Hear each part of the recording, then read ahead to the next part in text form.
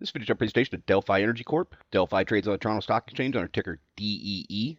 Pick this chart from Bullish Investor Scan primarily because 4 straight green days through Tuesday, blew right through a resistance point right around $1.30, and this chart is showing accelerating momentum and trend, and it looks like it's got a chance at blowing right through this resistance point at $1.45, which if I open this chart up further, you'd see that there's 52-week highs at $1.57. As I mentioned, seeing a shift in trend as gauged by the MACD histogram bars moving back towards zero, saying that a bullish cross looks like it's going to happen. The 12 is going to pass through the 26 EMA. So yeah, that's pretty consistent. When that happens, stock price at least has a small climb. So if this does break through this resistance point, we see the bullish cross, MACD pushes back through zero, then I'd look for continuation in the chart overall. Even if it wants to pull back, hold that old resistance point as a support level, and then continue to try and move forward from there. Slow Stow came off the bottom, dropped a bullish cross recently, moving back towards 50, signaling that momentum is building in this stock.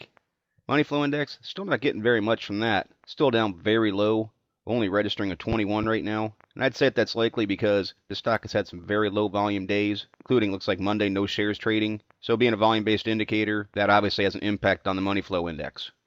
Relative strength index, trending upward and breaking through 50. Now registering a 58, definitely showing that momentum is building in the play. Of course, I'll look for that, try and continue. Any pullbacks, hold over top of 50, show that momentum is being sustained. But this is really coming down to the candles and see if this is truly going to break out to new highs. I'll draw that line in there right around $1.30. It is what I'd call a resistance point that it broke through on Tuesday. And if it did decide to pull back immediately, couldn't punch through this top end resistance, right up there at the highs of Tuesday at 145.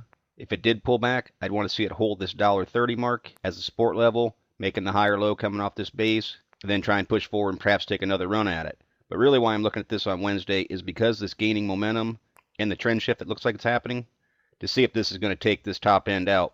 Now, as I mentioned, I'm not scaled out far enough, but there is a 52-week high right around $1.57, and that would be the first point I'd expect this to challenge if it breaks through this resistance, because other than that, there's not really any resistance in sight for this chart.